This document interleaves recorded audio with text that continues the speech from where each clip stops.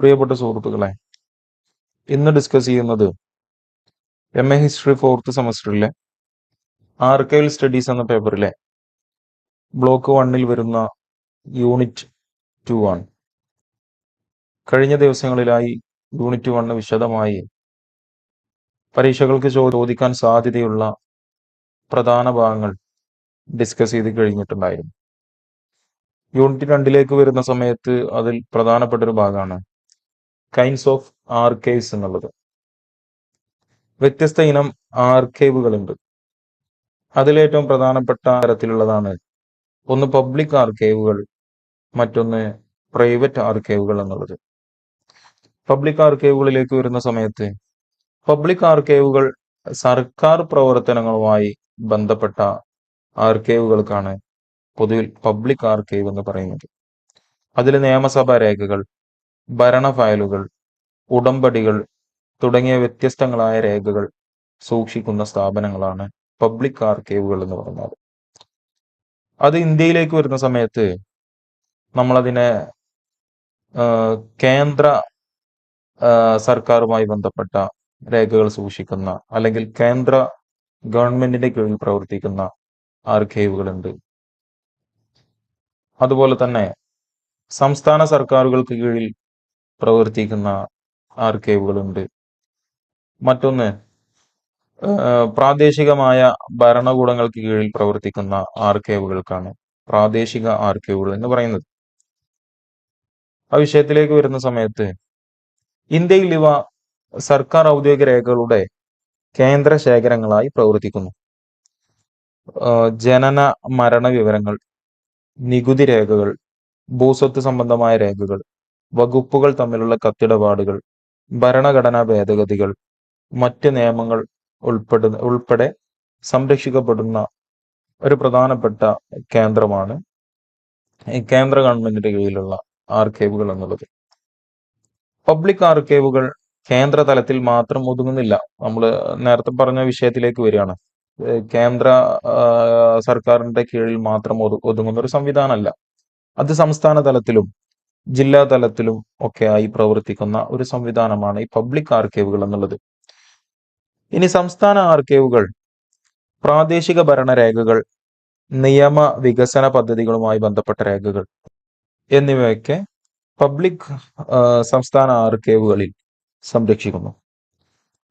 പ്രാദേശിക ആർക്കൈവുകൾ ഗ്രാമീണ ഭരണ സംവിധാനങ്ങൾ, നയങ്ങൾ സമൂഹത്തെ എങ്ങനെ ബാധിക്കുന്നു എന്ന് മനസ്സിലാക്കാൻ നമ്മെ സഹായിക്കുന്നു.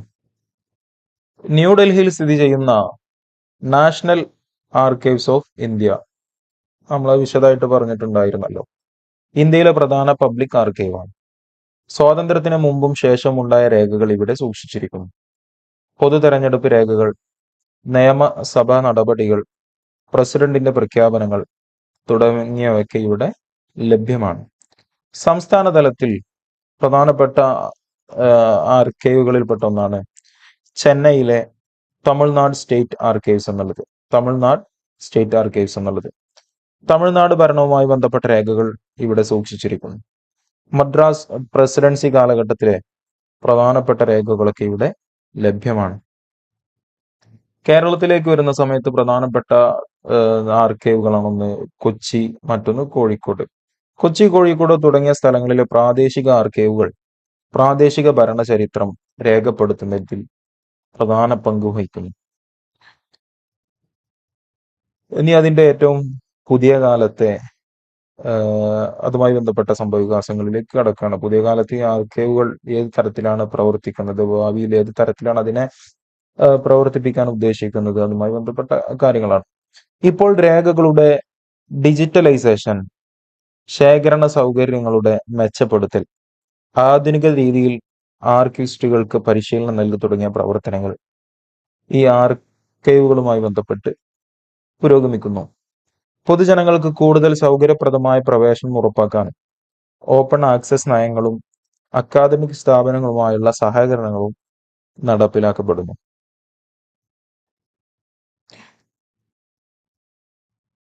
ഇനി രണ്ടാമത്തൊരു തരം ആർക്കൈവാണ് പ്രൈവറ്റ് ആർക്കൈവുകൾ എന്നുള്ളത്, അതായത് സ്വകാര്യ ആർക്കൈവുകൾ. സ്വകാര്യ ആർക്കൈവുകൾ സർക്കാർ സ്ഥാപനങ്ങൾക്ക് പകരം സ്വകാര്യ വ്യക്തികളോ സ്ഥാപനങ്ങളോ നിയന്ത്രിക്കുന്ന ശേഖരങ്ങളാണ്. നമ്മൾ പബ്ലിക് ആർക്കൈവുകൾ എന്ന് പറയുമ്പോൾ അതിൽ പ്രധാനമായിട്ടും സർക്കാരിന്റെ നിയന്ത്രണത്തിലും സർക്കാരിന്റെ നേതൃത്വത്തിലും ഉള്ളതാണ്. എന്നാൽ സ്വകാര്യ ആർക്കൈവുകളിലേക്ക് വരുന്ന സമയത്ത് സ്വകാര്യ വ്യക്തികളോ സ്വകാര്യ സ്ഥാപനങ്ങളോ ഒക്കെയായി നിയന്ത്രിക്കുന്ന രേഖാശേഖരങ്ങൾക്കാണ് പ്രൈവറ്റ് ആർക്കൈവുകൾ എന്ന് പറയുന്നത്. ഇവിടെ പ്രധാനപ്പെട്ട ലക്ഷ്യം അവ കൈവശം വെക്കുന്ന വ്യക്തികളുടെയും സംഘടനകളുടെയും ചരിത്രം, താല്പര്യങ്ങൾ, പ്രവർത്തനങ്ങൾ എന്നിവയുമായി ബന്ധപ്പെട്ട രേഖകൾ സംരക്ഷിക്കുക എന്നതാണ്. സ്വകാര്യ ആർക്കൈവുകളുടെ പരിധി വിപുലമാണ്. കമ്പനികൾ, ലാഭേച്ഛയില്ലാത്ത സംഘടനകൾ, സ്വകാര്യ സ്ഥാപനങ്ങൾ എന്നിവയുടെ ശേഖരങ്ങളും കുടുംബങ്ങൾ സംരക്ഷിക്കുന്ന വ്യക്തിഗത ശേഖരങ്ങളും ഇതിൽ ഉൾപ്പെടുന്നു. അതായത് ഏതെങ്കിലും ഒരു വ്യക്തികളെ കുറിച്ച് പഠിക്കാനോ അല്ലെങ്കിൽ ഒരു കുടുംബത്തെ കുറിച്ച് പഠിക്കാനോ കമ്പനികളെ കുറിച്ച് പഠിക്കാനോ സ്ഥാപന സംവിധാനങ്ങളെ കുറിച്ച് പഠിക്കാനൊക്കെ പ്രധാനമായിട്ടും പ്രാഥമിക സ്രോതസ്സുകളായി ഉപയോഗപ്പെടുത്താവുന്നതാണ് ഈ പ്രൈവറ്റ് ആർക്കൈവ്സ് അല്ലെങ്കിൽ സ്വകാര്യ ആർക്കൈവുകൾ എന്നുള്ളത്. വ്യവസായങ്ങളുടെ വളർച്ച, സാമൂഹിക പ്രവർത്തനങ്ങൾ, വ്യക്തിഗത ജീവിത കഥകൾ എന്നിവ മനസ്സിലാക്കാൻ ഇത്തരം ആർക്കൈവുകൾ വളരെ പ്രാധാന്യമുള്ളവയാണ്. അതിൽപ്പെട്ട ഒന്നാണ് ഈ കുടുംബ ആർക്കൈവുകൾ എന്നുള്ളത്. സ്വകാര്യ രേഖാശേഖരണത്തിന്റെ ഒരു പ്രധാന ഭാഗമാണ് ഈ കുടുംബ ആർക്കൈവുകൾ എന്നുള്ളത്, ഫാമിലി ആർക്കൈവ്സ്. ഇവയിൽ വ്യക്തിഗത കത്തുകൾ, ഫോട്ടോകൾ, ദിനപതിപ്പുകൾ അതായത് ഡയറി കുറിപ്പുകൾ തുടങ്ങിയവ ഉൾപ്പെടുന്നു. ഒരു വ്യക്തിയുടെയോ കുടുംബത്തിന്റെയോ തലമുറകളിലൂടെയുള്ള ജീവിതകഥ ഇതിലൂടെ അറിയാൻ നമുക്ക് സാധിക്കും. കുടുംബങ്ങളുടെ ജീവിതശൈലി, പാരമ്പര്യം, അനുഭവങ്ങൾ തുടങ്ങിയവയെക്കുറിച്ചുള്ള സൂക്ഷ്മമായ വിവരങ്ങൾ ഇവ നമുക്ക് നൽകുന്നു. കുടുംബ ആർക്കൈവുകൾ വ്യക്തികൾക്ക് അവരുടെ പൂർവികരുമായി വീണ്ടും ബന്ധപ്പെടാനും സ്വന്തം കുടുംബ ചരിത്രം കൂടുതൽ ആഴത്തിൽ മനസ്സിലാക്കാനും സഹായിക്കുന്നു. അതുവഴി വ്യക്തിഗത ചരിത്രങ്ങൾ വിശാലമായ സാമൂഹിക ചരിത്രപരമായ പശ്ചാത്തലവുമായി എങ്ങനെ ബന്ധപ്പെട്ടിരിക്കുന്നുവെന്ന് തിരിച്ചറിയാനും സഹായിക്കുന്നു. ഇനി മറ്റൊരു വിഷയത്തിലേക്ക് കടക്കുകയാണ്, കൈൻഡ്സ് ഓഫ് ആർക്കൈവൽ റെക്കോർഡ്സ്. ഈ ആർക്കൈവൽ ശേഖരങ്ങളുടെ വ്യത്യസ്ത തരങ്ങളാണ്. അതിൽ ഒന്നാമതായി വരുന്നത് മാനുസ്ക്രിപ്റ്റ്സ് ആൻഡ് ലെറ്റേഴ്സ്, കയ്യെഴുത്ത് പ്രതികളും കത്തുകളൊക്കെയാണ്. അതിൽ കയ്യെഴുത്ത് പ്രതികൾ, വ്യക്തിഗത കത്തുകൾ, ദിനപ്പതിപ്പുകൾ അതായത് ഡയറി കുറിപ്പുകൾ എന്നിവ ഇതിൽ പ്രധാനമായിട്ടും ഉൾപ്പെടുന്നു. ഇവ പ്രധാനമായിട്ടും വ്യക്തികളുടെ ചിന്തകൾ, അനുഭവങ്ങൾ, കാലഘട്ടത്തിലെ സാമൂഹിക രാഷ്ട്രീയ സാഹചര്യങ്ങളെയൊക്കെ മനസ്സിലാക്കാൻ നമ്മെ സഹായിക്കുന്നു. മാത്രമല്ല ചരിത്ര ഗവേഷണത്തിന് പ്രധാനമായൊരു പ്രാഥമിക സ്രോതസ് കൂടെയാണ് ഈ കയ്യെഴുത്ത് പ്രതികളും കത്തുകളും ഡയറി കുറിപ്പുകളും എന്നീ പ്രധാനപ്പെട്ട ശേഖരങ്ങളൊക്കെ. രണ്ടാമതായി വരുന്നത് ഫോട്ടോകളും മാപ്പുകളുമാണ്. ഫോട്ടോകൾ ഒരു കാലഘട്ടത്തിലെ സംഭവങ്ങൾ, വ്യക്തികൾ, സംസ്കാരം എന്നിവയെ ദൃശ്യരൂപത്തിൽ രേഖപ്പെടുത്തുന്നു. മാപ്പുകൾ ഭൂമിശാസ്ത്രപരമായ മാറ്റങ്ങൾ, അതിർത്തികൾ, നഗരവികസനം തുടങ്ങിയവയെ കൃത്യമായി വ്യക്തമാക്കുന്നു. ദൃശ്യ ചരിത്ര പഠനത്തിന് ഇവ പ്രധാനപ്പെട്ട ഒരു നിർണായകമായ ഒരു സ്രോതസ്സാണ്. മൂന്നാമതായി വരുന്നത് ഓഡിയോ വിഷ്വൽ റെക്കോർഡ്സ്, ശ്രാവ്യ ദൃശ്യ രേഖകൾ എന്ന് പറയാം. അതിൽ വരുന്നത് ശബ്ദരേഖകൾ, അഭിമുഖങ്ങൾ, സിനിമകൾ, ഡോക്യുമെന്ററികൾ തുടങ്ങിയവ ഇതിൽ ഉൾപ്പെടുന്നു. രാഷ്ട്രീയ പ്രസംഗങ്ങൾ, ജനകീയ പ്രസ്ഥാനങ്ങൾ, സാംസ്കാരിക പരിപാടികൾ എന്നിവ യഥാർത്ഥ രേഖപ്പെടുത്തലാണ് ഇവ. നാലാമതായി വരുന്നത് ഗവൺമെന്റ് ആൻഡ് ഇൻസ്റ്റിറ്റ്യൂഷണൽ റെക്കോർഡ്സ്, സർക്കാർ സ്ഥാപന രേഖകളാണ്. നമ്മൾ നേരത്തെ പറഞ്ഞിട്ടുണ്ടായിരുന്നല്ലോ, ഈ പബ്ലിക് ആർക്കൈവ്സുകളിലൊക്കെ പ്രധാനമായിട്ടും സൂക്ഷിക്കുന്ന രേഖകളാണ് ഇവ.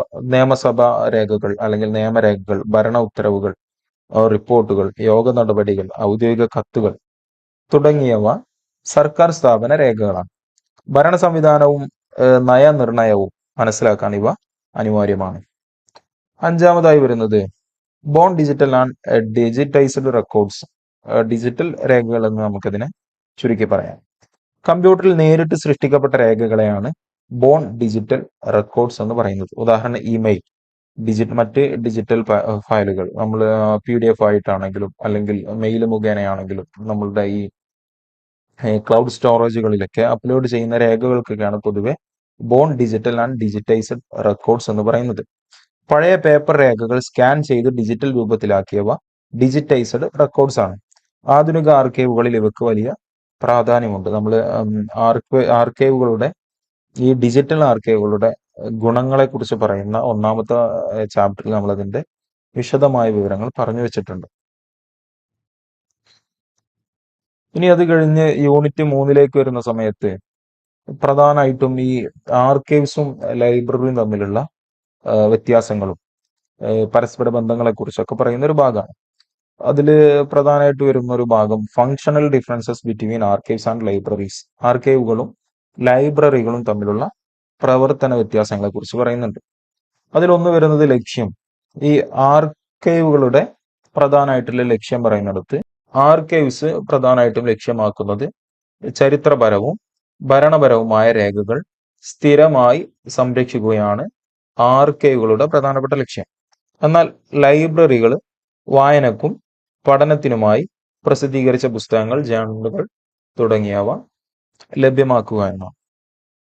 രണ്ടാമത്തത് ശേഖരണത്തിന്റെ സ്വഭാവം, നേച്ചർ ഓഫ് കളക്ഷൻ. ആർക്കൈവ്സിന്റെ നേച്ചർ ഓഫ് കളക്ഷൻ എന്ന് പറഞ്ഞാൽ യഥാർത്ഥ രേഖകൾ, അതായത് ഒറിജിനൽ രേഖകളാണ് ഈ ആർക്കൈവ്സുകളിൽ സൂക്ഷിക്കുന്നത്. കയ്യെഴുത്ത് പ്രതികളുണ്ട്, ഔദ്യോഗിക ഫയലുകളുണ്ട് തുടങ്ങിയ എല്ലാ തരത്തിലുള്ള പ്രാഥമിക സ്രോതസ്സുകൾ അല്ലെങ്കിൽ പ്രാഥമിക സോഴ്സുകളൊക്കെയാണ് ഈ ആർക്കൈവുകളിൽ ശേഖരിച്ചു വെക്കുന്നത്. എന്നാൽ ലൈബ്രറികളിലേക്ക് എത്തുന്ന സമയത്ത് ആ പ്രാഥമിക സ്രോതസ്സുകൾ എന്നതിനപ്പുറം അച്ചടിച്ച പുസ്തകങ്ങൾ, പത്രങ്ങൾ, മാസികകൾ തുടങ്ങിയ ദ്വിതീയ സ്രോതസ്സുകളാണ് ലൈബ്രറികളിൽ പ്രധാനമായിട്ടും സൂക്ഷിച്ചു വെച്ചിരിക്കുന്ന ആ ഒരു ശേഖരങ്ങളുടെ സ്വഭാവം എന്നുള്ളത്. നമ്മൾ പറയുന്ന വളരെ പ്രധാനപ്പെട്ട ഒരു ഭാഗമാണ് ലൈബ്രറിയെ കുറിച്ചും ആർക്കൈവ്സിനെ കുറിച്ചും പറയുന്ന സമയത്ത്. ആർക്കൈവ്സിൽ പ്രൈമറി സോഴ്സുകളും ലൈബ്രറികളിൽ സെക്കൻഡറി സോഴ്സുകളായിരിക്കും പ്രധാനമായിട്ടും അതിലെ കളക്ഷനുകൾ. ഇനി ലൈബ്രറികളിലെയും ആർക്കൈവുകളിലെയും ക്രമീകരണ രീതിയിലേക്ക് വരുന്ന സമയത്ത് ആർക്കൈവുകളിൽ രേഖകൾ സൃഷ്ടിച്ച സ്ഥാപനമോ വ്യക്തികളെയോ അടിസ്ഥാനമാക്കിയിട്ടായിരിക്കും അവിടെ രേഖകളൊക്കെ ക്രമീകരിച്ച് വെച്ചിട്ടുണ്ടായിരിക്കും. അതിൽ പ്രധാനപ്പെട്ട ഈ ആർക്കൈവ്സുമായി ബന്ധപ്പെട്ട ഒരു പ്രിൻസിപ്പിളാണ് പ്രൊവനൻസ് പ്രിൻസിപ്പിൾ എന്നുള്ളത്. അതിനുശേഷം അതിനെ വിശദാക്കുന്ന ഒരു ഭാഗം വരുന്നുണ്ട്, ആ സമയത്ത് നോക്കാം. ലൈബ്രറിയിലേക്ക് വരുന്ന സമയത്ത് വിഷയാടിസ്ഥാനത്തിലായിരിക്കും, സബ്ജക്ട് വൈസ് ക്ലാസിഫിക്കേഷൻ എന്ന് പറയും. വിഷയാടിസ്ഥാനത്തിലായിരിക്കും അവിടെയുള്ള രേഖകളെ അല്ലെങ്കിൽ ആ പുസ്തകങ്ങളെയൊക്കെ ക്രമീകരിച്ചിട്ടുണ്ടാകും. അപ്പോൾ ആർക്കൈവ്സിലാവുന്ന സമയത്ത് രേഖകൾ സൃഷ്ടിച്ച സ്ഥാപനം അല്ലെങ്കിൽ വ്യക്തികൾ, അതിന്റെ അടിസ്ഥാനത്തിലായിരിക്കും ആ രേഖകളൊക്കെ ക്രമീകരിച്ചിട്ടുണ്ടാവുക. ലൈബ്രറിയിലേക്ക് എത്തുന്ന സമയത്ത് വിഷയ സംബന്ധമായ അല്ലെങ്കിൽ വിഷയാടിസ്ഥാനത്തിലായിരിക്കും രേഖകളൊക്കെ ക്രമീകരിച്ച് വെച്ചിട്ടുണ്ടാവുക. അതാണ് രണ്ടും തമ്മിലുള്ള പ്രധാനപ്പെട്ട ഈ ക്രമീകരണ രീതിയിൽ വരുന്ന വ്യത്യാസങ്ങൾ. ഇനി ആർക്കൈവ്സ് ആൻഡ് ലൈബ്രറികളുടെ ഉപയോഗ രീതികളിലേക്ക് വരുന്ന സമയത്ത് ആർക്കൈവ്സ് എന്നുള്ളത് നിയന്ത്രണ പ്രവേശനം, അതായത് നമ്മൾ ലൈബ്രറിയിലൊക്കെ പോകുന്ന പോലെ എപ്പോഴും കയറി ചെല്ലാവുന്ന തരത്തിലായിരിക്കില്ല നമുക്കതിന്റെ നിയമങ്ങളും നിയന്ത്രണങ്ങളൊക്കെ. അപ്പൊ അതിലേക്ക് ചിലപ്പോൾ മുൻകൂർ അനുമതിയൊക്കെ അതിൽ ആവശ്യമായിട്ട് വരും. അതുകൊണ്ട് തന്നെ നിയന്ത്രിത പ്രവേശനമാണ്. പക്ഷെ ലൈബ്രറി പൊതുവായി തുറന്ന പ്രവേശനമാണ്. നമുക്ക് ആർക്കും എപ്പോഴും കയറി ചെല്ലാവുന്ന രീതിയിലാണ് ലൈബ്രറിയുടെ പ്രവർത്തനങ്ങൾ അല്ലെങ്കിൽ അതിനെ സംവിധാനിച്ചിട്ടുള്ളത്. മറ്റൊന്ന് അപൂർവവും ഏകപ്രതിയുമായ രേഖകളാണ്. അപൂർവവും ഏകപ്രതിയുമായ രേഖകൾ എന്ന് പറഞ്ഞാൽ ഒരുപക്ഷെ ആ ആർക്കൈവിൽ ഉള്ള ആ പ്രസ്തുത രേഖ മറ്റു ലോകത്ത് എവിടെയും ലഭ്യമല്ലാത്ത അത്രയും അപൂർവമായ ഒറ്റ പ്രതി മാത്രമുള്ള ഏറ്റവും അടിസ്ഥാന രേഖയായിരിക്കും. എന്നാൽ ലൈബ്രറിയിലേക്ക് വരുന്ന സമയത്ത് പല പ്രതികൾ ലഭ്യമാണ്. നമ്മൾ ലൈബ്രറിയിൽ പോകുന്ന സമയത്തൊക്കെ ശ്രദ്ധിച്ചിട്ടുണ്ടാവുമല്ലോ, ഒരു പുസ്തകം ഉണ്ടെങ്കിൽ ആ പുസ്തകത്തിന് വ്യത്യസ്തങ്ങളായ പതിപ്പുകൾ ചിലപ്പോൾ ആ ലൈബ്രറിയിൽ തന്നെ ലഭ്യമായിരിക്കും. അതാണ് അതിന്റെ ഒരു രണ്ടും തമ്മിലുള്ള പ്രധാനപ്പെട്ട ഒരു വ്യത്യാസം. നിയന്ത്രിത പ്രവേശനമാണ്. എന്നാൽ ലൈബ്രറികളിലാണെങ്കിൽ പൊതുവായി തുറന്ന പ്രവേശനമാണ്. ആർക്കൈവ്സിലെ രേഖകൾ അപൂർവവും ഏകപ്രതിയുമായ രേഖകളായിരിക്കും. എന്നാൽ ലൈബ്രറികളിൽ പല പ്രതികൾ ലഭ്യമായിരിക്കും. ഇനി അതിന്റെ സംരക്ഷണത്തിലേക്ക് വരുമ്പോൾ ആർക്കൈവ്സ് എന്നുള്ളത് ദീർഘകാല സംരക്ഷണമാണ് ആർക്കൈവ്സിന്റെ പ്രധാന ലക്ഷ്യം. ലൈബ്രറികളുമായി ബന്ധപ്പെട്ട് വായനയും പ്രചരണവും മുൻഗണന നൽകുന്നു എന്നുള്ളതാണ്. ഈ ആർക്കൈവ്സുകൾ രേഖകൾ സൂക്ഷിക്കുക എന്നുള്ളതാണ് ആർക്കൈവ്സുകളുടെ പ്രഥമ ലക്ഷ്യം എന്നുള്ളത്. എന്നാൽ ലൈബ്രറികളാവുമ്പോൾ വായിക്കാനും വായനാ പ്രചരണവും അത്തരത്തിലുള്ള എല്ലാവർക്കും ആക്സസ് ചെയ്യാൻ പറ്റുന്നതും എല്ലാവരിലേക്കും എപ്പോഴും എത്തിക്കാൻ പറ്റുന്നതും ഒക്കെ ആയ രീതിയിലുള്ള പ്രവർത്തനങ്ങളായിരിക്കും ലൈബ്രറിയുടെ പ്രവർത്തനങ്ങൾ എന്നുള്ളത്. എന്നാൽ ആർക്കൈവ്സ് എന്നുള്ളത് ആളുകളിലേക്ക് എത്തിക്കുക എന്നുള്ളതല്ല, അവിടെ ഉള്ള അപൂർവങ്ങളായ രേഖകളെ ദീർഘകാലത്തേക്ക് സംരക്ഷിക്കുക എന്നുള്ളതാണ് ആർക്കൈവ്സിന്റെ പ്രധാനപ്പെട്ട സംരക്ഷണ ലക്ഷ്യം എന്നുള്ളത്. ചുരുക്കി പറഞ്ഞാല് ആർക്കൈവുകൾ ചരിത്രപരമായ യഥാർത്ഥ രേഖകൾ സംരക്ഷിക്കുന്ന സ്ഥാപനങ്ങളാണ്. ലൈബ്രറികൾ അറിവ് പ്രചരിപ്പിക്കുന്ന പഠന കേന്ദ്രങ്ങളാണ് എന്നതാണ്.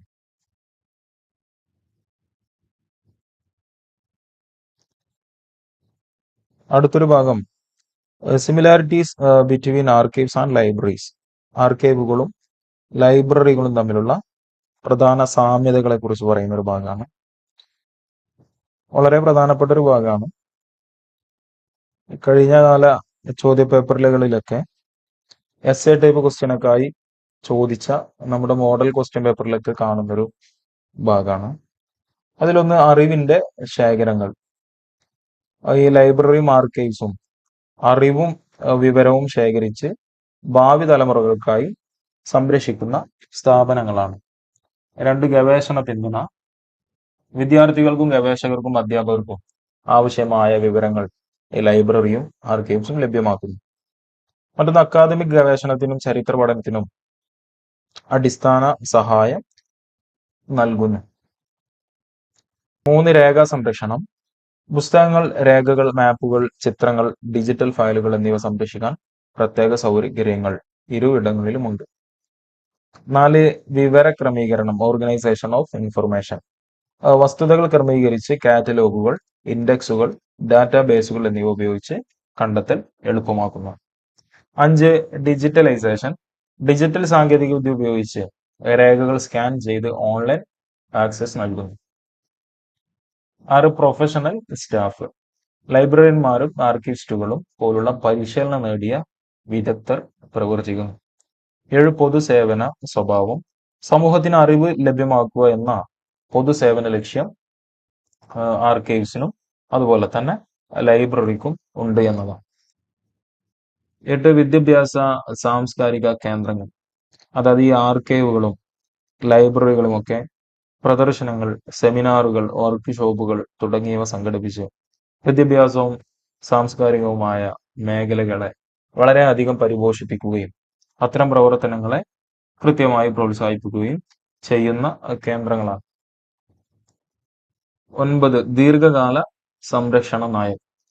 വസ്തുക്കളുടെ ദീർഘകാല സുരക്ഷയും സംരക്ഷണവും ഉറപ്പാക്കാൻ പ്രത്യേക നയങ്ങൾ നടപ്പിലാക്കുകയും രീതികൾ സ്വീകരിക്കുകയൊക്കെ ചെയ്യുന്ന സംവിധാനങ്ങളാണ് ലൈബ്രറികളും ആർക്കൈവുകളും എന്നത്.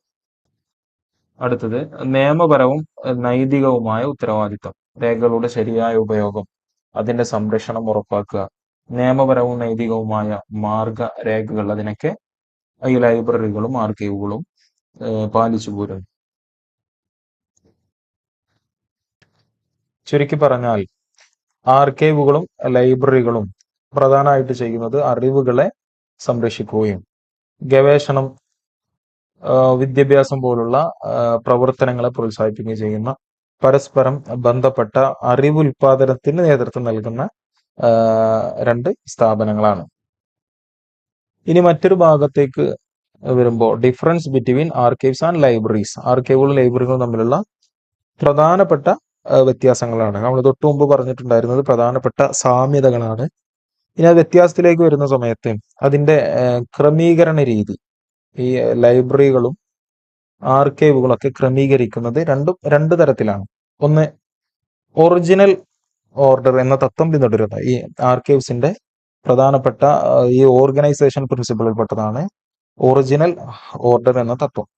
അതിന്റെ രീതി, രേഖകൾ സൃഷ്ടിച്ച വ്യക്തിയോ സ്ഥാപനമോ എങ്ങനെ ക്രമീകരിച്ചിരുന്നുവോ അതേ ക്രമത്തിൽ സംരക്ഷിക്കുന്നു. പലപ്പോഴും ആ രേഖകളുടെ അടിസ്ഥാനമായി തീർന്ന വ്യക്തികളോ അല്ലെങ്കിൽ സ്ഥാപനങ്ങളോ എങ്ങനെയാണോ ആ രീതിയിൽ തന്നെയായിരിക്കും, അതിന്റെ ക്രമത്തിൽ തന്നെയായിരിക്കും ഈ ആർക്കൈവുകൾ ക്രമീകരിക്കുക. ആ ഒരു ഓർഗനൈസേഷൻ പ്രിൻസിപ്പൾ എന്ന് പറയുന്ന പേരാണ് ഒറിജിനൽ ഓർഡർ എന്നത്.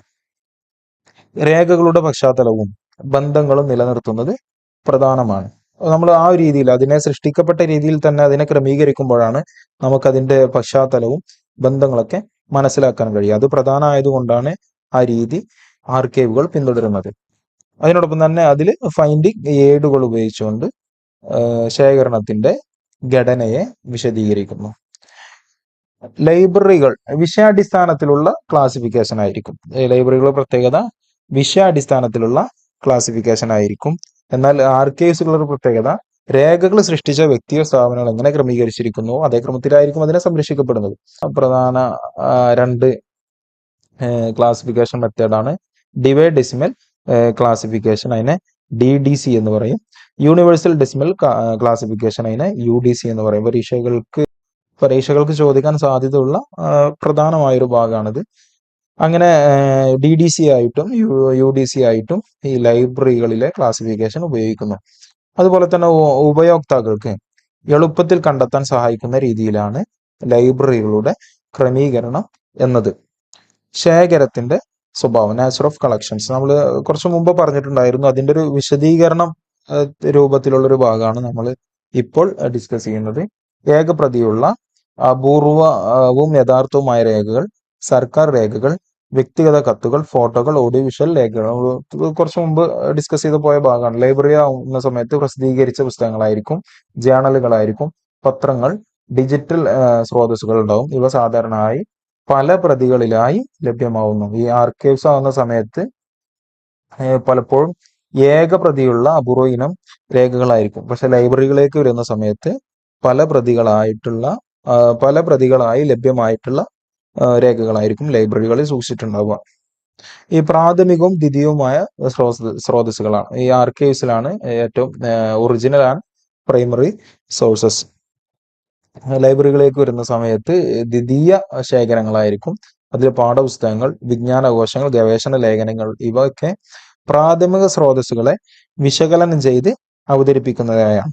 എന്നാൽ ആർക്കൈവ്സുകളിലുള്ളത് പ്രാഥമിക സോഴ്സുകളാണെങ്കിൽ ലൈബ്രറികളിലുള്ളതിൽ പ്രാഥമിക സ്രോതസ്സുകളെ വിശകലനം ചെയ്ത് അവതരിപ്പിക്കുന്ന പാഠപുസ്തകങ്ങൾ, വിജ്ഞാനകോശങ്ങൾ, ഗവേഷണ ലേഖനങ്ങളൊക്കെ ആയിരിക്കും. ഇനി അതിന്റെ ഉപയോഗവും പ്രവേശനവും നമ്മൾ പറഞ്ഞിട്ടുണ്ടായിരുന്നു. ആർക്കൈവ്സ് എന്നുള്ളത് അപൂർവതയും നാശഭീഷണിയൊക്കെ നേരിടുന്നത് കൊണ്ട് തന്നെ നിയന്ത്രിതമായ പ്രവേശനമായിരിക്കും. ഗവേഷകർ പ്രത്യേക അപേക്ഷ നൽകി പ്രത്യേക അനുമതി വാങ്ങിയിട്ടായിരിക്കും അത് ഉപയോഗിക്കുക. അതിന്റെ സ്വകാര്യതയും നിയമപരമായ നിയമങ്ങളൊക്കെ അതിൽ ബാധകമാണ്. എന്നാൽ ലൈബ്രറിയിലേക്ക് വരുന്ന സമയത്ത് പൊതുജനങ്ങൾക്കൊക്കെ എപ്പോഴും തുറന്നിട്ടിരിക്കുന്ന ഒരു സംവിധാനമാണ് ലൈബ്രറികൾ എന്നുള്ളത്. ഷെൽഫുകളിൽ നിന്ന് തന്നെ നമുക്ക് നേരിട്ട് പുസ്തകങ്ങൾ എടുക്കാനും അത് വായനയ്ക്കായി കൊണ്ടുപോകാനൊക്കെ സൗകര്യങ്ങളുണ്ട്. അഞ്ചാമത്തൊന്ന് വരുന്നത് പ്രിസർവേഷൻ പ്രയോറിറ്റിയാണ്, സംരക്ഷണ മുൻഗണന. ആർക്കൈവ്സ് എന്നുള്ളത് കാലാവസ്ഥ അതിനൊരു പ്രശ്നമാണ്. ഡിജിറ്റലൈസേഷൻ ചെയ്ത് പ്രത്യേക സംരക്ഷണ രീതിയിൽ ആണ് അതിന്റെ ദീർഘകാലത്തേക്കുള്ള സംരക്ഷണം ഒരുക്കുന്നത്. ലൈബ്രറിയിലേക്ക് വരുന്ന സമയത്ത് ഉപയോഗ സൗകര്യം, അറിവിന്റെ പ്രചരണത്തിനാണ് അതിന് മുൻഗണന നൽകുന്നത്. ആർക്കൈവ്സ് ആവുമ്പോൾ അതിന്റെ പ്രത്യേക ദീർഘകാലത്തേക്കുള്ള സംരക്ഷണത്തിന് തന്നെയാണ് മുൻഗണന. അതിന്റെ ഉപയോക്തൃ സമൂഹം പ്രധാനമായിട്ടും ആർക്കൈവ്സ്, ഗവേഷകര്, ചരിത്രകാരന്മാര്, നിയമവിദഗ്ധർ. ലൈബ്രറിയെ പ്രധാനമായിട്ടും ഉപയോഗിക്കുന്നത് വിദ്യാർത്ഥികള്, അധ്യാപകര്, ഗവേഷകർ, പൊതുജനങ്ങൾ ഉള്ളത് വിപുലമായ ഉപയോക്തൃ സമൂഹമാണ്. എന്നാൽ ആർക്കൈവ്സ് വളരെ പരിമിതമായി സമൂഹത്തിൽ ഗവേഷകർ, ചരിത്രകാരന്മാർ, നിയമവിദഗ്ധർ അവർ മാത്രമാണ് അതിനെ ഉപയോഗിക്കുക. അതിന്റെ ഉപയോകൃത സമൂഹം വളരെ പരിമിതമാണ്. ചുരുക്കി പറഞ്ഞാൽ ആർക്കൈവുകൾ ചരിത്രത്തിന്റെ യാഥാർത്ഥ്യവും മാറ്റവുമില്ലാത്ത രേഖകൾ സംരക്ഷിക്കുന്ന ശേഖരങ്ങളാണ്. ലൈബ്രറികളാവട്ടെ ആ രേഖകളെ അടിസ്ഥാനമാക്കി രൂപപ്പെട്ട പഠന സ്രോതസ്സുകൾ, പൊതുജനങ്ങൾക്ക് ലഭ്യമാകുന്ന അറിവ് കേന്ദ്രങ്ങളുമാണ്. ഇനി പറയാൻ പോകുന്നത് യൂണിറ്റ് 4-ലെ ആർക്കൈവൽ മാനേജ്മെന്റിന്റെ ഭാഗമായിട്ട് വന്നിട്ടുള്ള പ്രധാന ഭാഗങ്ങളാണ്. ഈ ആർക്കൈവൽ മാനേജ്മെന്റ് എന്ന് പറഞ്ഞാല്, ഈ ആർക്കൈവൽ എന്ന് പറഞ്ഞാൽ തന്നെ കാല മൂല്യമുള്ള രേഖകൾക്കാണല്ലോ ആർക്കൈവൽ എന്ന് പറയുന്നത്. അപ്പൊ ആർക്കൈവൽ മാനേജ്മെന്റ് എന്ന് പറഞ്ഞാൽ ദീർഘകാല മൂല്യമുള്ള രേഖകൾ സംരക്ഷിക്കുകയും ക്രമീകരിക്കുകയും ഭാവി തലമുറകൾക്ക് ലഭ്യമാക്കുകയും ചെയ്യുന്ന ഒരു ശാസ്ത്രീയ സാങ്കേതിക പ്രക്രിയകൾക്കാണ് ഈ ആർക്കൈവൽ മാനേജ്മെന്റ് എന്ന് പറയുന്നത്. വ്യക്തിഗത കത്തുകൾ മുതൽ സർക്കാർ രേഖകൾ വരെ ഉൾപ്പെടുന്ന ചരിത്ര, സാംസ്കാരിക, നിയമ, ഭരണമൂല്യമുള്ള രേഖകളുടെ സംരക്ഷണമാണ് ഈ ആർക്കൈവൽ മാനേജ്മെന്റിന്റെ പ്രധാനപ്പെട്ട ലക്ഷ്യങ്ങൾ എന്ന് പറയുന്നത്. അതിന്റെ ലക്ഷ്യങ്ങളിലേക്ക് വരുമ്പോൾ തന്നെ ചരിത്രപരവും നിയമപരവുമായ പ്രാധാന്യമുള്ള അപൂർവ രേഖകൾ സംരക്ഷിക്കുകയും ഇതിലൂടെ ഗവേഷണം, ഭരണനിർവഹണം, നയനിർണയം എന്നിവയ്ക്ക് ആവശ്യമായ അടിസ്ഥാന രേഖകൾ നിലനിർത്തി പോരുക എന്നുള്ളതാണ് ഈ ആർക്കൈവൽ മാനേജ്മെന്റ് കൊണ്ട് ഉദ്ദേശിക്കുന്ന പ്രധാനപ്പെട്ട ലക്ഷ്യം. ഇനി ഈ അതിന്റെ സ്ഥാപനങ്ങളുമായി ബന്ധപ്പെട്ട് അതിന്റെ പ്രാധാന്യത്തെക്കുറിച്ച് പറയുന്ന ഭാഗമാണ്. അതിലൊന്ന് സർക്കാർ സംവിധാനങ്ങളാണ്, മറ്റൊന്ന് അക്കാഡമിക് മേഖല, പൊതുസമൂഹവുമായി ബന്ധപ്പെട്ട സംവിധാനങ്ങൾ. ഈ സർക്കാർ സ്ഥാപനങ്ങളിൽ ഈ രേഖകൾ സൂക്ഷിക്കുന്ന സർക്കാർ സ്ഥാപനങ്ങളിൽ പ്രധാനമായും സൂക്ഷിക്കുന്നത് നിയമരേഖകൾ, സർക്കാർ നയങ്ങളുമായി ബന്ധപ്പെട്ട രേഖകൾ, നയതന്ത്ര കത്തുകൾ, ഭരണചരിത്രം എന്നിവയൊക്കെ സംരക്ഷിക്കാൻ പ്രധാനമായിട്ടും ആശ്രയിക്കുന്നത് സർക്കാർ സംവിധാനങ്ങളെയാണ്. മറ്റൊന്ന് അക്കാഡമിക് മേഖലയാണ്. പ്രാഥമിക സ്രോതസ്സുകളായി ചരിത്ര സംഭവങ്ങളും സാമൂഹിക മാറ്റങ്ങളും പഠിക്കാൻ പ്രധാനമായിട്ടും ആശ്രയിക്കുന്ന ഒരു മേഖലയാണ് ഈ അക്കാഡമിക് മേഖല എന്നുള്ളത്. അക്കാഡമിക്കുമായി ബന്ധപ്പെട്ട മേഖല. മറ്റൊന്ന് പബ്ലിക്കുമായി ബന്ധപ്പെട്ട്, പൊതുസമൂഹവുമായി ബന്ധപ്പെട്ടാണ്. ഭരണത്തിന്റെ പ്രവർത്തനങ്ങളെ വിലയിരുത്താനും അതിന്റെ സുതാര്യത ഉറപ്പുവരുത്താനും അത് നമ്മെ സഹായിക്കുന്നു എന്നതാണ്. ഇനി പറയാൻ പോകുന്നത് ഡിജിറ്റൽ വെല്ലുവിളികളും സാധ്യതകളുമാണ്. ഈ വിവര ശേഖരണങ്ങളുമായി ബന്ധപ്പെട്ട് അതിന്റെ ഡിജിറ്റൽ സാധ്യതകളും വെല്ലുവിളികളും. അതിൽ പ്രധാനമായിട്ട് വരുന്നത് ഇമെയിലുകൾ, വെബ്സൈറ്റുകൾ, ഡിജിറ്റൽ ഫോട്ടോകൾ, സോഷ്യൽ മീഡിയ ഉള്ളടക്കങ്ങളൊക്കെയാണ് ഈ ഡിജിറ്റൽ ആർക്കൈവുകളുടെ ഭാഗമായി പ്രധാനമായിട്ടും വരുന്നത്.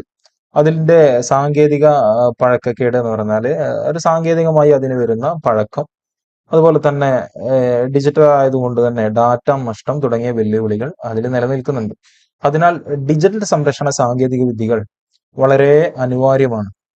ഇന്ത്യയിലെ ഡിജിറ്റൽ ഇന്ത്യ പ്രോഗ്രാം പോലുള്ള പദ്ധതികൾ സർക്കാർ രേഖകളുടെ ഡിജിറ്റലൈസേഷനെ പ്രോത്സാഹിപ്പിക്കുന്നു. അതുപോലെ നാഷണൽ മിഷൻ ഫോർ മാനുസ്ക്രിപ്റ്റ്സ് പുരാതന കയ്യെഴുത്ത് പ്രതികൾ സംരക്ഷിക്കുകയും ഡിജിറ്റലൈസ് ചെയ്യുകയും ചെയ്യുന്നു. അതായത് സർക്കാർ രേഖകൾ, സർക്കാരിന്റെ പദ്ധതികളുമായി ബന്ധപ്പെട്ട രേഖകൾ ഡിജിറ്റലൈസേഷൻ ചെയ്യുന്ന ഒരു പദ്ധതിയാണ് ഡിജിറ്റൽ ഇന്ത്യ പ്രോഗ്രാം. അതുപോലെ പുരാതന കയ്യെഴുത്ത് പ്രതികൾ സംരക്ഷിക്കുകയും അതിനെ ഡിജിറ്റൽ ചെയ്യുകയും ചെയ്യുന്നത് നാഷണൽ മിഷൻ ഫോർ മാനുസ്ക്രിപ്റ്റ് എന്ന പദ്ധതി പ്രകാരമാണ്. ഇനി ഇന്ത്യൻ പശ്ചാത്തലത്തിലേക്ക് വരുന്ന സമയത്ത് സംസ്കൃതം, പേർഷ്യൻ, തമിഴ് തുടങ്ങിയ പല വ്യത്യസ്തങ്ങളായ ഭാഷകളിലുള്ള പുരാതന കയ്യെഴുത്ത് പ്രതികളും കൊളോണിയൽ കാലഘട്ടങ്ങളിൽ ഉണ്ടായിരുന്ന രേഖകളുടെയൊക്കെ സമ്പന്നമായൊരു പൈതൃകം നമ്മുടെ ഇന്ത്യയിലുണ്ട്. ഇവ ശരിയായ രീതിയിൽ സംരക്ഷിക്കാത്ത പക്ഷം വളരെയധികം നാശനഷ്ടങ്ങളൊക്കെ അതിന് സംഭവിക്കാൻ സാധ്യതകളെ അറിയാം. അതുകൊണ്ട് തന്നെ അത് വ്യത്യസ്ത പദ്ധതികളിൽ ഉൾപ്പെടുത്തിക്കൊണ്ട് സംരക്ഷിക്കാനുള്ള നയ നടപടികളൊക്കെ നിലവിൽ നടന്നുകൊണ്ടിരിക്കുന്നുണ്ട്. ചുരുക്കി പറഞ്ഞാല് ഈ ആർക്കൈവൽ മാനേജ്മെന്റ് എന്ന് പറഞ്ഞാല് പൈതൃക സംരക്ഷണത്തിനും ഗവേഷണത്തിനും ഭരണ സുതാര്യതക്കും അനിവാര്യമാണ്. ഭൗതിക ഡിജിറ്റലുമായ രേഖകൾ സുരക്ഷിതമായി സംരക്ഷിച്ച് ഭാവി തലമുറകൾക്ക് കൈമാറുന്നതാണ് ഈ ഡിജിറ്റൽ മാനേജ്മെന്റ് കൊണ്ടുള്ള പ്രധാനപ്പെട്ട ലക്ഷ്യം എന്നത്. ഇനി പറയാൻ പോകുന്നത് പ്രിൻസിപ്പൾസ് ഓഫ് ആർക്കൈവൽ മാനേജ്മെന്റുമായി ബന്ധപ്പെട്ട അതിന്റെ അടിസ്ഥാന തത്വങ്ങളാണ്. ഈ ആർക്കൈവൽ മാനേജ്മെന്റിന്റെ തത്വങ്ങൾ രേഖകളുടെ യഥാർത്ഥത, അതായത് ഒതന്റിസിറ്റി, അതുപോലെ തന്നെ അതിൻ്റെ സമഗ്രത, ഇന്റഗ്രിറ്റി, ഗവേഷണ മൂല്യം എന്നിവ സംരക്ഷിക്കാൻ സഹായിക്കുന്ന അടിസ്ഥാന മാർഗരേഖകളാണ്. പ്രധാനപ്പെട്ട 3 തത്വങ്ങളാണ് ഈ ആർക്കൈവൽ മാനേജ്മെന്റുമായി ബന്ധപ്പെട്ടുള്ളത്. നമ്മൾ ഒന്നാമത്തെ ചാപ്റ്റർ ഡിസ്കസ് ചെയ്യുന്ന സമയത്ത് അതിന് ചെറിയൊരു സൂചന നൽകിയിട്ടുണ്ടായിരുന്നു. അതിന്റെ വിശദമായ ഒരു ഭാഗമാണ് ഇവിടെ വരുന്നത്. അതിൽ ഒന്നാമത് വരുന്നത് പ്രൊവനൻസ് എന്ന, അതായത് ഉത്ഭവ തത്വം, അതിന്റെ അടിസ്ഥാനത്തിൽ വരുന്ന ഒരു ആർക്കൈവൽ മാനേജ്മെന്റ് തത്വമാണ്. ഒരു രേഖ ഏത് വ്യക്തിയുടെയോ സ്ഥാപനത്തിന്റെയോ പ്രവർത്തന ഫലമായി സൃഷ്ടിക്കപ്പെട്ടതാണോ അതിന്റെ ആ സ്രഷ്ടാവുമായി ബന്ധപ്പെട്ട പശ്ചാത്തലം സംരക്ഷിക്കണം എന്നതാണ് ഈ ഒരു തത്വം കൊണ്ട് ഉദ്ദേശിക്കുന്നത്. അത് എന്റെ വിശദീകരണം പറയുന്നു. അഥവാ വ്യത്യസ്ത സ്ഥാപനങ്ങളിൽ നിന്നുള്ള രേഖകൾ തമ്മിൽ കലരാൻ പാടില്ല. വളരെ പ്രധാനപ്പെട്ട ഒരു തത്വമാണിത്. ഇതിന്റെ അടിസ്ഥാനത്തിലാണ് ഈ ആർക്കൈവുകളൊക്കെ ക്രമീകരിക്കുന്നത്. അതായത് ചുരുക്കി പറഞ്ഞാല്, ഇപ്പൊ ഏതെങ്കിലും ഒരു വ്യക്തി അല്ലെങ്കിൽ ഏതെങ്കിലും ഒരു സ്ഥാപനം അതുമായി ബന്ധപ്പെട്ട അതിന്റെ പ്രവർത്തനങ്ങളുമായി ബന്ധപ്പെട്ട് ഉണ്ടായിത്തീർന്ന സൃഷ്ടിക്കപ്പെട്ട ആ രേഖകൾ, ആ സ്ഥാപനം, ആ വ്യക്തി അതുമായി ബന്ധപ്പെട്ട് തന്നെ അതിനെ സംരക്ഷിക്കുന്ന രീതി, അതായത് അതിന്റെ സമാന സ്വഭാവമുള്ള മറ്റു സ്ഥാപനങ്ങളിൽ നിന്നുള്ളതോ അല്ലെങ്കിൽ മറ്റു വ്യക്തികളിൽ നിന്നുള്ളതോ ആയ രേഖകൾ ഉണ്ടാവും. അതിനെ കൂടിക്കലരാതെ തന്നെ ഏതൊരു സ്ഥാപനമായിട്ടാണോ ഏതൊരു വ്യക്തിയുമായി ബന്ധപ്പെട്ടാണോ ആ ഒരു രേഖ സൃഷ്ടിക്കപ്പെട്ടിട്ടുള്ളത് അതിനെ ആ രീതിയിൽ തന്നെ ക്രമീകരിക്കുന്ന ഒരു ആർക്കൈവൽ മാനേജ്മെന്റ് തത്വത്തിന് പറയുന്ന പേരാണ് പ്രൊവനൻസ് എന്ന്. അതായത് ഉത്ഭവ തത്വം, അതിന്റെ ഉത്ഭവത്തിന്റെ അടിസ്ഥാനത്തിൽ തന്നെ ക്രമീകരിക്കുന്ന രീതി. അതിൽ പറയുന്നു, ഓരോ സ്രഷ്ടാവിന്റെയും രേഖകൾ പ്രത്യേകം സൂക്ഷിക്കണം. ഇതിലൂടെ രേഖയുടെ യഥാർത്ഥ പശ്ചാത്തലവും വിശ്വാസ്യതയും നിലനിർത്താൻ കഴിയുമെന്നുള്ളതാണ് ഈ ഒരു തത്വത്തിന്റെ അടിസ്ഥാനം.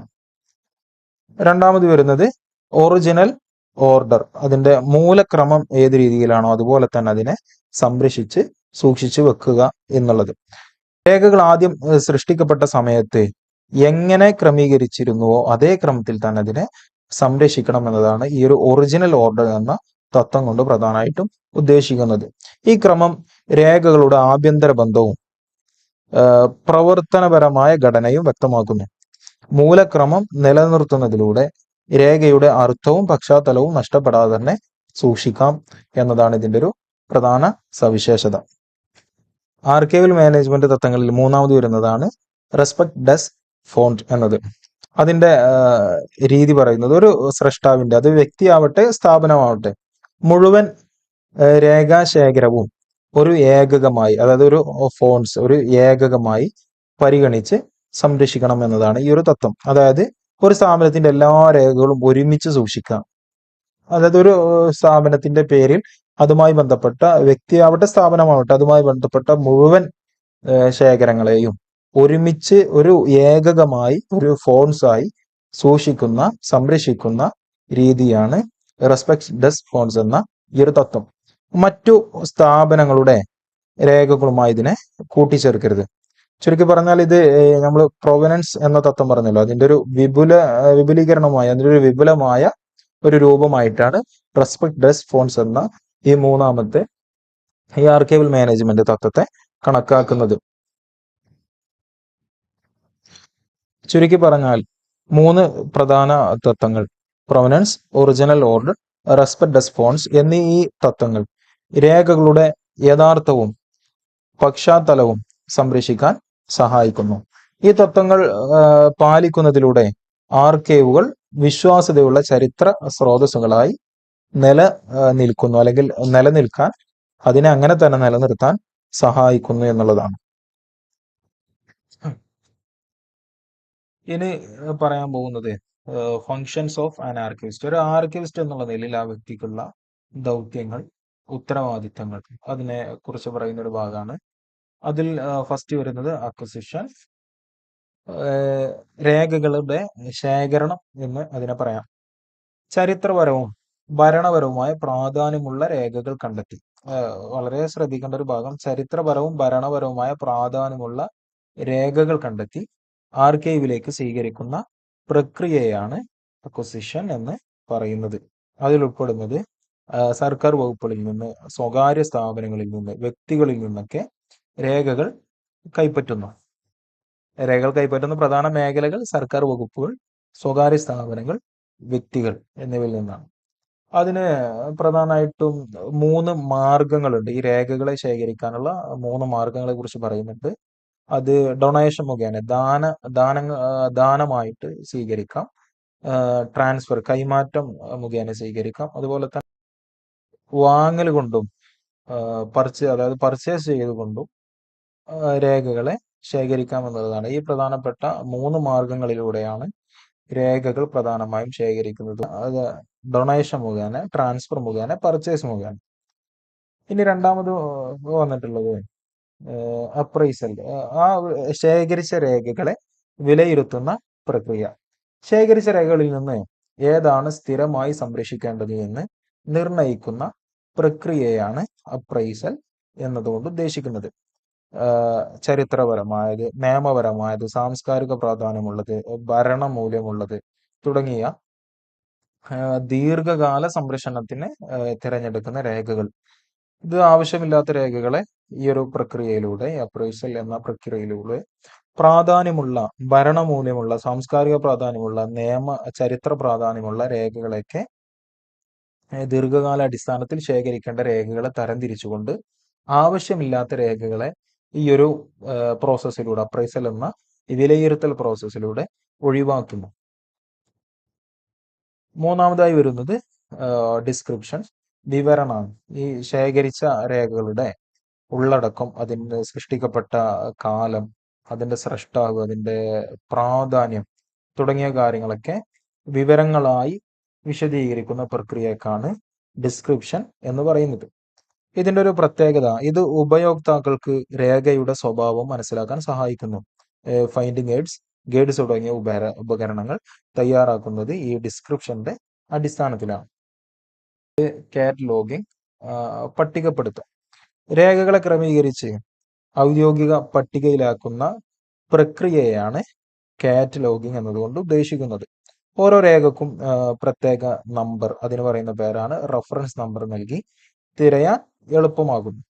അതുപോലെ തന്നെ ഡാറ്റാ ബേസുകളും ഇൻഡെക്സുകളും ഉപയോഗിച്ച് ഇതിന്റെ ശേഖരണത്തെ വളരെ കൃത്യമായി നിയന്ത്രിക്കാൻ സഹായിക്കുന്ന ഒരു പ്രക്രിയയ്ക്ക് പറയുന്ന പേരാണ് കാറ്റലോഗിംഗ്, അതായത് പട്ടികപ്പെടുത്തൽ. അഞ്ചാമത് വരുന്നത് കൺസർവേഷൻ ആണ്. ശേഖരിച്ച രേഖകളുടെ സംരക്ഷണവും അതിന്റെ പുനരുദ്ധാരണവും ഒക്കെ ഉറപ്പുവരുത്തുന്ന ഒരു പ്രക്രിയയാണ് കൺസർവേഷൻ എന്ന് പറയുന്നത്. രേഖകളുടെ ദീർഘകാല സുരക്ഷ ഉറപ്പാക്കുന്ന നടപടികളാണ് കൺസർവേഷൻ. കാലാവസ്ഥ നിയന്ത്രണം, ശരിയായ സംഭരണ രീതി, നാശനഷ്ടം സംഭവിച്ച രേഖകളുടെ പുനരുദ്ധാരണം, ഡിജിറ്റലൈസേഷൻ ഉൾപ്പെടുന്നു. ഇതിലൂടെ രേഖകളുടെ യഥാർത്ഥവും ദൈർഘ്യവുമായ രൂപത്തെ. ഇനി പറയുന്ന മറ്റൊരു ഭാഗം roles of archives and record management system. ആർക്കൈവുകളും രേഖാ മാനേജ്മെന്റ് സംവിധാനങ്ങളും വഹിക്കുന്ന പങ്ക് വിശദമാക്കുന്ന ഒരു ഭാഗമാണ്.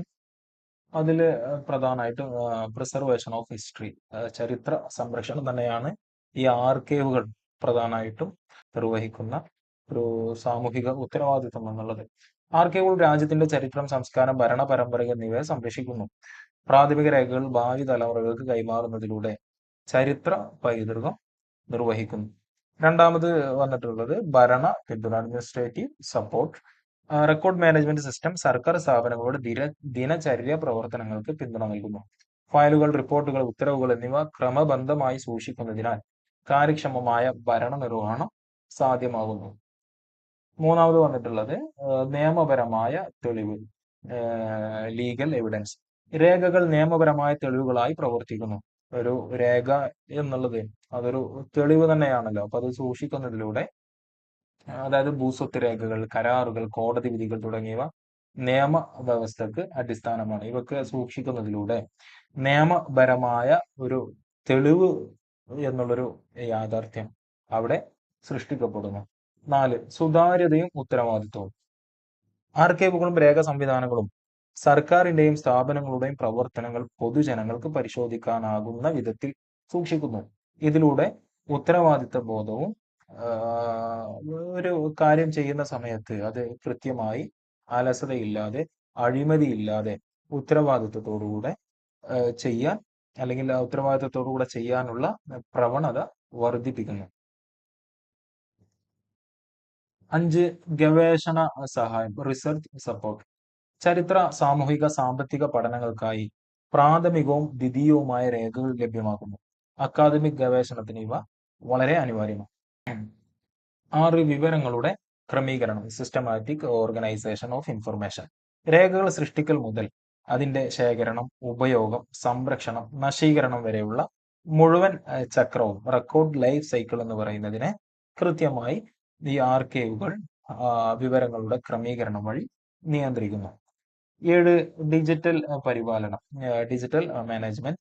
ഇമെയിൽ, ഇ ഡോക്യുമെന്റുകൾ, ഡാറ്റാബേസുകൾ തുടങ്ങിയ ഡിജിറ്റൽ രേഖകൾ സുരക്ഷിതമായി സൂക്ഷിക്കുകയും ബാക്കപ്പ് എടുക്കുകയും ചെയ്യുന്നു.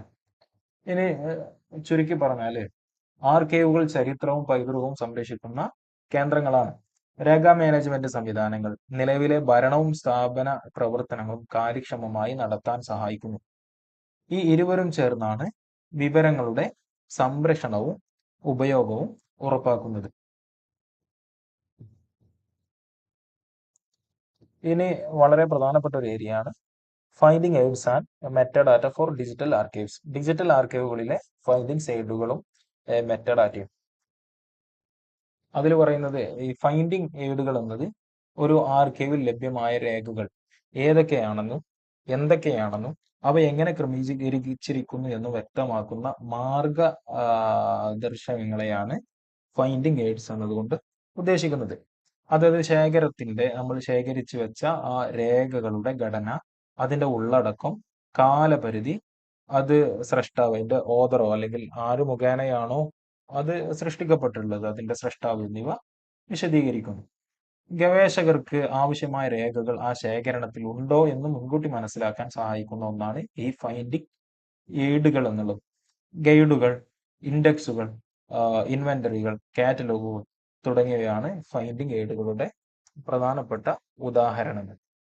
ഈ ഫൈൻഡിങ് എയ്ഡുകൾ എന്ന് ചുരുക്കി പറഞ്ഞാല് നമുക്ക് ശേഖരിച്ചു വെച്ചിരിക്കുന്ന ആ ഒരു ആർക്കൈവിലുള്ള ശേഖരത്തിന്റെ ഘടന, ഉള്ളടക്കം, അതിന്റെ സ്രഷ്ടാവ്, കാലപരിധി, നമുക്ക് ആവശ്യമുള്ളത് ആ രേഖകളിൽ ഉണ്ടോ എന്ന് മുൻകൂട്ടി മനസ്സിലാക്കാനൊക്കെ സഹായിക്കുന്ന സംവിധാനത്തിന് പറയുന്ന പേരാണ് ഫൈൻഡിങ് എയ്ഡ്സ് എന്നത്. രണ്ടാമത്തത് മെറ്റഡാറ്റ. മെറ്റഡാറ്റ രണ്ടാമത്തത് മെറ്റാഡാറ്റ. മെറ്റാഡാറ്റ എന്നത് ഡിജിറ്റൽ രേഖകളെ കുറിച്ചുള്ള വിവരങ്ങൾക്കാണ് മെറ്റാഡാറ്റ എന്ന് പറയുന്നത്. ഇത് രേഖകളുടെ പശ്ചാത്തലവും ഘടനയും വ്യക്തമാക്കുന്നു. ഡിജിറ്റൽ ശേഖരങ്ങളിൽ തിരയലും കണ്ടെത്തലും ദീർഘകാല സംരക്ഷണവും ഈ മെറ്റാഡാറ്റ മുഖേന എളുപ്പമാക്കുന്നു.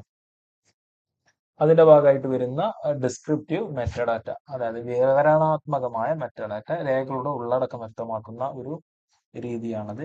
അതിന്റെ ശീർഷകം, സ്രഷ്ടാവ്, വിഷയം, കീവേഡുകളൊക്കെ ഉൾപ്പെടുന്ന ഒന്നാണ് ഡിസ്ക്രിപ്റ്റീവ് മെറ്റാഡാറ്റ എന്നത്. അതിൽ രണ്ടാമത് വരുന്നത് അഡ്മിനിസ്ട്രേറ്റീവ് മെറ്റാഡാറ്റ, ഭരണപരമായ രേഖകളാണ്. രേഖയുടെ നിയന്ത്രണവും ഉപയോഗവുമായി ബന്ധപ്പെട്ട വിവരങ്ങൾ ഉൾപ്പെടുന്നു. അതിന്റെ ഫയൽ ഫോർമാറ്റ്, അതിലെ പ്രവേശന നിയന്ത്രണങ്ങൾ, ഡിജിറ്റൽ റൈറ്റ്സ് മാനേജ്മെന്റ് DRM എന്നതൊക്കെ അഡ്മിനിസ്ട്രേറ്റീവ് മെറ്റാഡാറ്റയിൽ വരുന്ന ഭാഗമാണ്. അതിൽ മൂന്നാമത് വരുന്നത് ടെക്നിക്കൽ മെറ്റാഡാറ്റ, സാങ്കേതികമായ മെറ്റാഡാറ്റകൾ. ഡിജിറ്റൽ ഫയലിന്റെ സാങ്കേതിക വിശദാംശങ്ങൾ അത് വ്യക്തമാക്കുന്നു. ഫയലിന്റെ സൈസ്, തീയതി, അതുപോലെ തന്നെ ഫയലിന്റെ ഫോർമാറ്റുകളൊക്കെ അതിന്റെ ഭാഗമായി വരുന്നു. അതിനോടൊപ്പം തന്നെ ഡിജിറ്റൽ ഉപകരണങ്ങൾ കൂടെ വരുന്നു. മെറ്റാഡാറ്റ ടയറിംഗ്, ടൈം സ്റ്റാമ്പുകൾ, ഫോർമാറ്റ് ഐഡന്റിഫിക്കേഷൻ തുടങ്ങിയ ഡിജിറ്റൽ ഉപകരണങ്ങൾ രേഖകളുടെ ക്രമീകരണവും തിരയൽ സൗകര്യവും മെച്ചപ്പെടുത്തുന്നു. ചുരുക്കി പറഞ്ഞാൽ ഫൈൻഡിങ്സ് എയ്ഡുകൾ ഈ ആർക്കൈവ്സിലുള്ള ശേഖരത്തിന്റെ ഘടന മനസ്സിലാക്കാൻ സഹായിക്കുന്നു. മെറ്റാഡാറ്റ ഡിജിറ്റൽ രേഖകളുടെ തിരയലും ദീർഘകാല സംരക്ഷണവും ഉറപ്പാക്കുന്നു. ഇനി ഡിജിറ്റൽ ആർക്കൈവുകളുടെ വളർച്ചയോടെ മെറ്റാഡാറ്റയുടെ പ്രാധാന്യം കൂടുതൽ വർദ്ധിക്കുന്നു. ഇനി ബ്ലോക്ക് 1 ഏറ്റവും അവസാനമായി വരുന്ന ഒരു ഭാഗമാണ് ആർക്കൈവൽ ലെജിസ്ലേഷൻ. ആർക്കൈവുമായി ബന്ധപ്പെട്ട നിയമങ്ങൾ. ഇന്ത്യയിൽ പൊതുവും സ്വകാര്യവുമായ രേഖകളുടെ ശേഖരണം, സംരക്ഷണം, ഉപയോഗം എന്നിവ നിയന്ത്രിക്കാൻ വിവിധ നിയമങ്ങളും മാർഗരേഖകളും നിലവിലുണ്ട്. ഇവ രേഖകളുടെ സുരക്ഷയും ലഭ്യതയും ഉറപ്പാക്കുന്നു. അപ്പോൾ ആർക്കൈവൽ ലെജിസ്ലേഷന്റെ പ്രധാനപ്പെട്ട ദൗത്യം എന്നുള്ളത് രേഖകളുടെ സുരക്ഷയും ലഭ്യതയും ഉറപ്പാക്കുക എന്നുള്ളതാണ്. അതിലൊന്ന് ഇന്ത്യൻ ലോസ്, ഇന്ത്യൻ നിയമങ്ങളാണ്. പബ്ലിക് റെക്കോർഡ്സ് ആക്ട് കേന്ദ്ര സർക്കാർ രേഖകളുടെ സംരക്ഷണവും കൈകാര്യം ചെയ്യലും നിയന്ത്രിക്കുന്ന ഒരു ആക്ടാണ് public records act. Public records rules എന്ന് പറഞ്ഞാൽ രേഖപരിപാലനത്തിനുള്ള വിശദമായ നടപടികൾ നിർദ്ദേശിക്കുന്ന നിയമങ്ങളാണ് പബ്ലിക് റെക്കോർഡ്സ് റൂൾസ് എന്നതുകൊണ്ട് ഉദ്ദേശിക്കുന്നത്. മറ്റൊന്നാണ് right to information act, RIA എന്നൊക്കെ പറയുന്ന 2005 വന്നിട്ടുള്ള വിവരാവകാശ നിയമം. വിവരാവകാശ നിയമത്തിന്റെ പ്രത്യേകത, അത് പൊതുജനങ്ങൾക്ക് സർക്കാർ രേഖകളിലേക്ക് പ്രവേശനാവകാശം നൽകുന്നു. മറ്റൊരു act information technology act, digital രേഖകളുടെ നിയമപരമായ അംഗീകാരം, സൈബർ സുരക്ഷ എന്നിവ അത് ഉറപ്പാക്കുന്നു. ഈ നിയമങ്ങൾ രേഖകളുടെ സംരക്ഷണം, സുരക്ഷ, സ്വകാര്യത, പൊതു പ്രവേശനം എന്നിവയ്ക്കൊരു നിയമ ചട്ടക്കൂട് ഒരുക്കുന്നു എന്നതാണ് ഇന്ത്യൻ നിയമങ്ങളുമായി ബന്ധപ്പെട്ട ആർക്കൈവൽ ലെജിസ്ലേഷനിലെ ഇന്ത്യൻ നിയമങ്ങളുമായി ബന്ധപ്പെട്ട് നമുക്ക് പ്രധാനമായിട്ട് മനസ്സിലാക്കാനുള്ളത്. ഇനി ഇന്റർനാഷണൽ ഫ്രെയിംവർക്സ്, അന്തർദേശീയ മാർഗരേഖകൾ ഈ ആർക്കൈവൽ നിയമങ്ങളുമായി ബന്ധപ്പെട്ടുള്ളത്. International council on archives, ICA എന്ന് പറയുന്ന ഒന്ന്, ആർക്കൈവുകളുടെ സംരക്ഷണത്തിനും മാനദണ്ഡങ്ങൾ രൂപപ്പെടുത്തുന്നതിനും അത് പ്രവർത്തിക്കുന്നു. അപ്പോ ഇന്റർനാഷണൽ കൗൺസിൽ ഓൺ ആർക്കൈവ്സ്, അതായത് ICA എന്ന് പറഞ്ഞാൽ ആർക്കൈവുകളുടെ സംരക്ഷണത്തിനും അതിന്റെ മാനദണ്ഡങ്ങൾ രൂപപ്പെടുത്തുന്നതിനും പ്രവർത്തിക്കുന്ന ഏറ്റവും പ്രധാനപ്പെട്ട അന്തർദേശീയ മാർഗരേഖകളാണത്. മറ്റൊന്ന് യുനെസ്കോ, സാംസ്കാരിക പൈതൃക സംരക്ഷണത്തിനും ആർക്കൈവുകളുടെ പ്രാധാന്യം പ്രചരിപ്പിക്കാനും പ്രവർത്തിക്കുന്ന ഒരു സമിതിയാണ് യുനെസ്കോ. UN-ന്റെ പ്രധാനപ്പെട്ട ഒരു സമിതിയാണ് യുനെസ്കോ എന്നത്.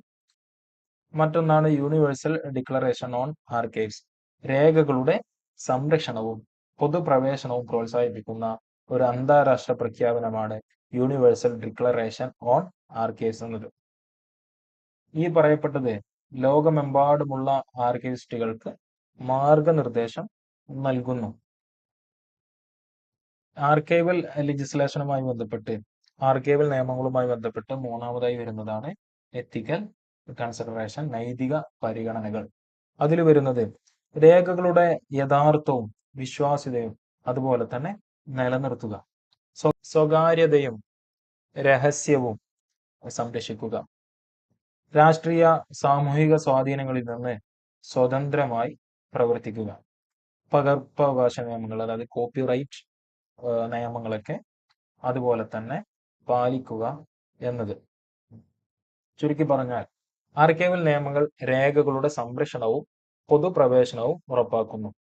ഇന്ത്യൻ നിയമങ്ങളും അന്താരാഷ്ട്ര മാർഗരേഖകളും ചേർന്നാണ് പൈതൃക സംരക്ഷണവും നൈതിക മാനദണ്ഡങ്ങളും ഉറപ്പാക്കുന്നത്. ഇതോടുകൂടെ നമ്മുടെ ബ്ലോക്ക് 1 അവസാനിക്കുന്നു.